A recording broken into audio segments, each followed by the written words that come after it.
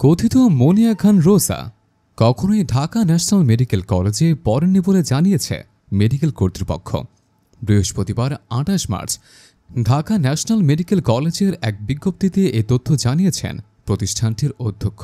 বিজ্ঞপ্তিতে বলা হয়েছে, সম্প্রতি নাগরিক টিভি ও অন্যান্য সামাজিক যোগাযোগ মাধ্যমে মোনিয়া খান রোজা নামক এক কথিত ডাক্তারের বক্তব্য প্রচারিত হয়েছে।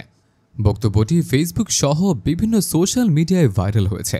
কথিত ওই doctor Dhaka national medical college হতে পাশ করেছেন এই মর্মে সাক্ষাৎকারে উল্লেখ করেছেন। প্রকৃত সত্য হল, মোনিয়া খান রোজা নামের কোনো ছাত্রী কখনোই ঢাকা ন্যাশনাল মেডিকেল কলেজে পড়াশোনা করেননি। এতে আরও বলা হয়, তার এহেন মিথ্যা বক্তব্যের কারণে ঐতিহ্যবাহী ঢাকা ন্যাশনাল মেডিকেল কলেজ কর্তৃপক্ষ বিব্রত বোধ করছেন। ভবিষ্যতে এই ধরনের বিভ্রান্তিমূলক বক্তব্য প্রচার কোনোভাবেই কাম্য নয়।